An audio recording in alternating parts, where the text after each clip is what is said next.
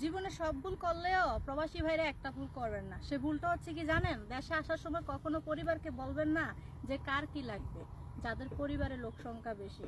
দেখা গেছে আপনার নিজের মেয়ের জন্য একজোড়া স্বর্ণের কানের দুল আনলেন, এখন আপনার ভাইয়ের বউ আফসোস করবো যে আহারে আমার স্বামী যদি বিদেশ থাকতো তাহলে তো আমার মেয়ের জন্য আনতো।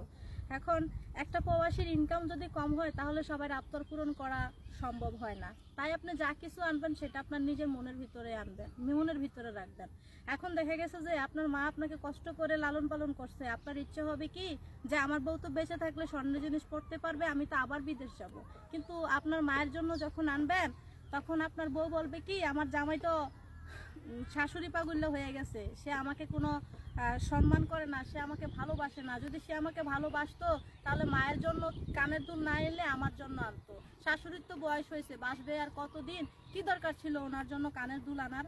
জীবনে যা কিছু করবেন ভেবে চিন্তে করবেন। আবার দেখা গেছে আপনি বউর জন্য আনবেন, বলবেন যে বিয়ে করছি ধরে তো বউরে এখনো কোনো কিছু দেওয়া হয় নাই, তো বউর জন্য একজোড়া স্বর্ণের জিনিস নিয়ে যায়। এখন বউর জন্য আনলে মা রাগ করবে যে এত কষ্ট করে ছেলেরা পেটে ধরলাম, এখন সে বউ পাগল্লা হয়ে গেছে। পরে কিন্তু বউ শাশুড়ির ভিতরে কিন্তু যুদ্ধ লেগে যাবে। তো যার জন্য যা আনবেন সেটা একান্ত আপনার মনের ভিতরে রাখবেন, কারণ বর্তমানে স্বর্ণের ভরি মনে হয় 1,20,000 টাকার কাছাকাছি বা আর নিচে বা কম, আমি সঠিক জানি না। এখন সবাই আবদার পূরণ করা একটা প্রবাসীর পক্ষে সম্ভব হয় না, কারণ প্রবাসীরা যে কতটা কষ্ট করে ইনকাম করে সেটা একমাত্র তারাই জানে।